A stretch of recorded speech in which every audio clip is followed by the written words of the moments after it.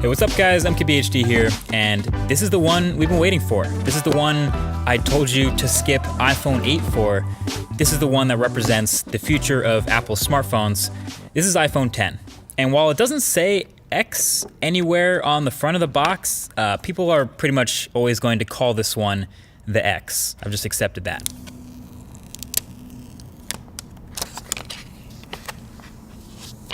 So this is your first look at the unboxing experience, and spoiler, it's pretty much exactly the same as iPhone 8 was, and almost every other iPhone. Headphones, adapters, stickers, it's all in the box, but I guess it's a good thing there's no surprises here. And so you can see right here off the bat, it's a really shiny, chromy, reflective phone. This is the silver one, and you can see how shiny the sides are. The space gray one though is a bit more toned down. And so the only thing that was actually new during the setup of iPhone 10 is now you set up Face ID during first boot instead of the fingerprint Touch ID. But yeah, this is brand new, and it's been a couple weeks since we last saw this phone at that Apple event, so seeing it again for the second time is kind of a reminder of all the things that are new about this thing.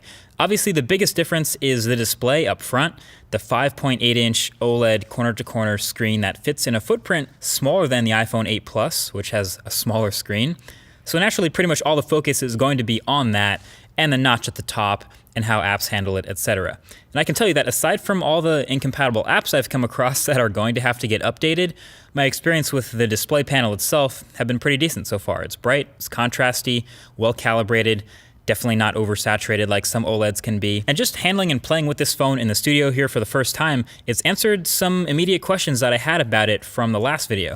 So first of all, since there's no home button, obviously, you have that swipe up gesture to go home, but we were wondering, how do you take a screenshot? That is power and volume up.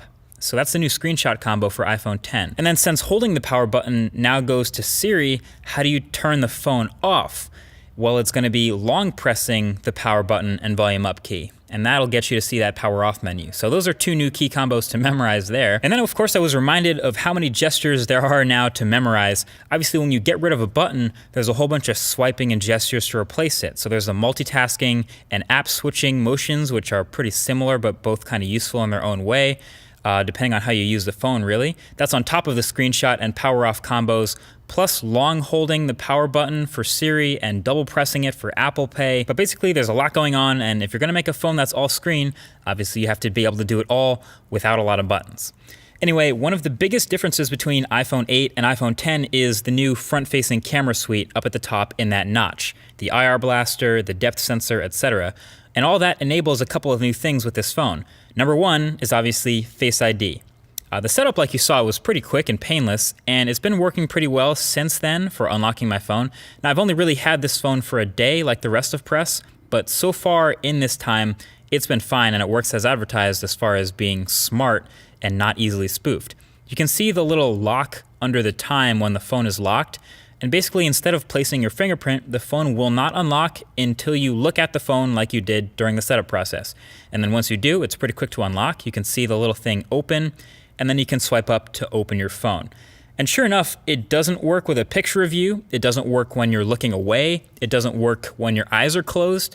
It just basically waits until it sees what it saw during that setup process, and then it's good to go. So no, your girl can't unlock your phone while you're asleep with your eyes closed, for those of you who are wondering that. I do have some further thoughts on this Face ID versus Touch ID though, so stay tuned for that in an upcoming video. And I do want to see if I can fool it with identical twins maybe, just out of curiosity. Anyway, with the new notch, you also get a new front-facing camera complete with selfie portrait mode. Messing around with it, it seems pretty average. Interestingly enough, that Pixel 2 that I've been testing seemed way more confident with the front-facing camera portraits than the iPhone 10. Now there's no doubt both of these will get better with time and software updates, but just from turning on portrait mode, switching the front-facing camera, and snapping a picture, these are the types of results you're gonna get. There's a pretty big difference between the two if you ask me, especially if you're looking at edges and hair and things like that. And sometimes the iPhone just didn't want to blur the background at all, just got really picky about the lighting. But that's something, again, we'll be testing a lot more for the full review of this phone. Oh yeah, and the new front-facing camera suite will get you Animojis. So yeah, you can see in these Animojis, the physics of things moving around is actually pretty on point. So if you're into it, you can map your face to a cartoon animal head and send it to someone in iMessage. But you still can't edit tweets though. So overall, there's a lot to test with the iPhone 10 now that I have it in my hands finally. As a matter of fact, definitely leave your thoughts right below that like button with things you want to see in the full review. Most likely things like battery life, camera quality, app performance, all that good stuff. But don't let me miss anything. But until then, definitely get subscribed for the upcoming videos on the channel. Thanks for watching, and I'll talk to you guys in the next one. Peace.